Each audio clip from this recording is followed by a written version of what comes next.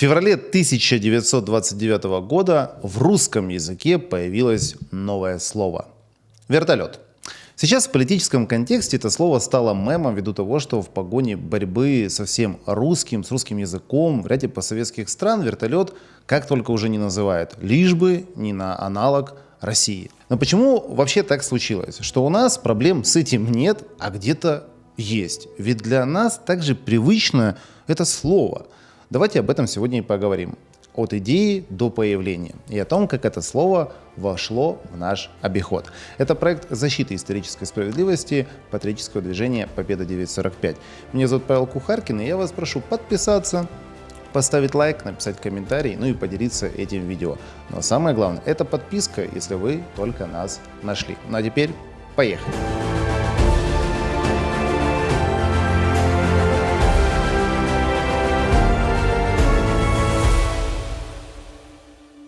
Вертолет – это не просто направление авиации, а отдельная инженерная линия, которая шла значительно медленнее самолетной. Идея вертикального взлета известна с раннего нового времени, от эскизов Леонардо да Винчи до экспериментов 19 века с винтовыми аппаратами. Но все эти попытки упирались в одни и те же технические проблемы. Это устойчивость в зависании, управление по курсу и тангажу, проблемы и вибрации, плюс реактивный момент.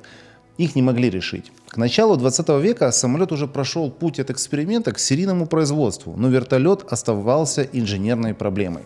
Пока самолет развивался в логике аэродинамического крыла, винтокрылая схема требовала решения сразу нескольких задач одновременно. В 20-30-е годы 20 века в разных странах ведутся эксперименты с автожирами, с винтокрылыми аппаратами. Они позволяют понять поведение несущего винта, но не дают полноценного управления вертолетом. Реальный перелом происходит во второй половине 30-х годов. В июне 1936 года в Германии совершает первый полет Фокке-Вульф-61. Извините, если я где-то допустил ошибку названия. Машина демонстрирует управляемость и устойчивость на основных режимах полета. В историографии авиации ее рассматривают как один из первых полностью управляемых вертолетов, который подтвердил свою работоспособность и в целом рабочую схему. Параллельно в США формируется линия Игоря Сикорского. Его аппарат ВС-300 становится экспериментальной базой для будущих серийных машин. Ключевые этапы. 14 сентября 1939 года устойчивое зависание на привязи, 13 мая 1940 года свободный управляемый полет. Именно на ВС-300 окончательно формируется схема с одним несущим винтом сверху и хвостовым винтом для компенсации реактивного момента.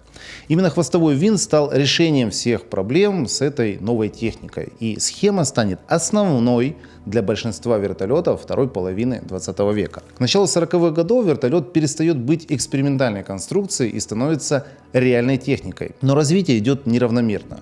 В США формируется серийная школа винтокрылых машин. В СССР к этому моменту уже существует инженерная база и собственные опытные образцы, но массового производства еще нет. Дальнейшая история будет развиваться уже в двух параллельных направлениях – через технику и через язык. К концу 40-х машину принимают, ставят на баланс и вводят в штат. С этого момента закрепляется не только конструкция, но и название. В авиации слово становится нормой не тогда, когда его придумали, а тогда, когда его начинают писать в документах без вариантов.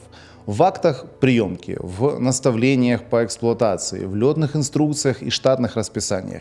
Именно там термин перестает быть выбором и становится единственным допустимым обозначением машины. На Западе закрепляется слово «helicopter». У слова греческие корни – «helix» – винт или спираль и «птерон» – крыло. То есть винтовое крыло. Термин существовал в научной речи задолго до серийных машин, когда появились первые уже устойчивые образцы. И слово просто перешло в официальную документацию и стало единственным обозначением класса техники на Западе. Закрепление шло через практику. В декабре 1945 года поднялся в воздух Бел-47. 8 марта 1946 года он получил первый гражданский сертификат типа «хеликоптер». Машина вошла в регулярную эксплуатацию, сначала военную, затем гражданскую. И термин «хеликоптер» повторялся в стандартах, руководствах, учебных материалах, фиксируясь как нормативное название винтокрылой машины. Там, где техника становится серийной, слово уже становится неизменным, повторюсь. В СССР существовал собственный термин – «вертолет». Он появился 8 февраля 1929 года в протоколе технической комиссии ОСО «Авиахима». Слово образовано от глагола «вертеться» и существительного «лет», то есть машина, которая летает за счет вращения несущего винта. Термин предложил Николай Камов применительно к аппарату КАСКР-1. Это было не заимствование и не перевод, а точное инженерное обозначение, связанное с принципом работы этой машины. В 30-е, да и в 40-е годы в отрасли еще сохраняется двойная терминология. В индексах и технической переписке встречается и слово «геликоптер» или «хеликоптер». Характерный пример — аппарат Миля, обозначенный как ГМ-1, геликоптер Миля-1. Это не было разночтением, а скорее было этапом становления. Собственный термин уже существует, но единая норма еще формировалась. Более того, с начала разработки вертолета до стандартизации этот летательный аппарат как только не называли. И винтокрылой машиной, и винтокрылом. Поэтому то, что для нас привычно сегодня, на этапе проработки экспериментов называли по-свойски или, скажем, как кому удобно.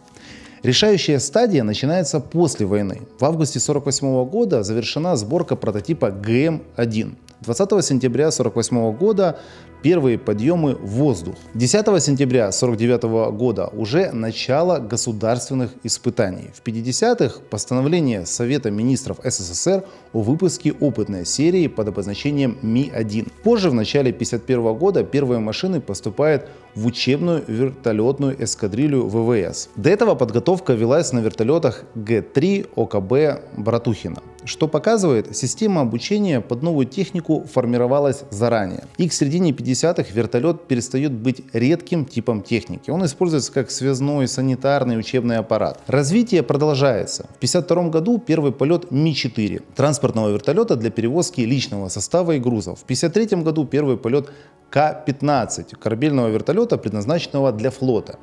Появление этих машин означает не просто расширение модельного ряда, а закрепление вертолета как штатной техники ВВС и ВМФ. С этого момента вертолет входит в систему эксплуатации, а система эксплуатации требует точного, неизменного названия. В руководствах полетной подготовки, в приказах и технических описаниях закрепляется слово «вертолет» — обозначение машины с вращающимся несущим винтом. Заимствованное «геликоптер» остается в ранних индексах, в некоторых бумагах, по большей части архивных. Так складываются две устойчивые традиции. На Западе закрепляется международный термин «хеликоптер», винтовое крыло. В СССР закрепляется собственный термин «вертолет» — машина, которая летает за счет вращения винта. Обе школы приходят к единому результату через практику серийного производства и службы. Различие лишь в языке. Одна традиция сохраняет международное слово, другое закрепляет термин, созданный внутри языка и напрямую связанный с конструкцией машины. Но существует еще одна версия, почему закрепилось название именно вертолет, а не западное общестандартное геликоптер. И главную роль в этой версии сыграл Сталин. Точнее, Василий Сталин. Как мы уже упоминали, в начале 50-х годов вертолетная техника начинает внедряться по военным округам. Формируются учебные подразделения, где отрабатываются методики пилотирования, и обслуживания. И, конечно же, как и в любые времена, в начале 50-х первопроходцами в освоении новых типов машин становятся столичные части. Поэтому важную роль в освоении этой машины и закреплении ее названия сыграл именно Московский военный округ. В те годы им командует Василий Сталин, занимая должность командующего авиацией округа с конца 40-х. Именно через его структуры проходит внедрение новой техники, в том числе вертолетов. Вертолет в войсках здесь воспринимается не как редкость, не как показательная новинка, а как будущий рабочий инструмент армии. Василий Иосифович быстро понимает возможности этой машины. Она способна решать задачи там, где самолет бессилен, и в военной службе, и в гражданской авиации. Название также моментально прикрепляется к этому классу летательных машин. Для Сталина оно кажется более информативным и, что не менее важно, своим. Поэтому в служебных бумагах используется только слово «вертолет» как обозначение летательного аппарата и больше никаких геликоптеров. Поэтому летательный аппарат, который поднимается за счет вращения несущего винта, называют вертолетом. Заимствованное слово геликоптер, которое раньше встречалось в различных переписках, постепенно вообще исчезает из служебной речи. В документах ВВС и в штатных расписаниях закрепляется окончательно единая форма. Военная среда в СССР работала как механизм стандартизации. Термин, попавший в приказы и инструкции, переставал быть вариантом и становится обязательным. Так слово «вертолет» и окончательно закрепилось в профессиональной речи авиации и вошло в нормативный язык отрасли. К концу 20 века винтокрылая машина заняла свое устойчивое место в авиации и в языке. Названия закрепились там, где их ежедневно произносили и писали: в инструкциях, на аэродромах, в отчетах и учебниках. Одни языки сохранили международное заимствование, другие утвердили собственное слово. Как стандарт. Ведь настоящий язык, он стандартизирован. Нельзя писать техническую документацию сотни вариантов одного и того же. Поэтому в русском языке закрепилось вертолет. Краткое и точное описание, полностью соответствующее устройству машины. Оно прожило смену моделей, поколений, техники и разных конструкторских школ. Не как лозунг и не как символ, а как рабочее название, которое оказалось удобным и понятным в профессиональной среде. Вот, собственно, и все, друзья. Пишите свои комментарии, делитесь этим видео и не забывайте подписываться. Всем пока!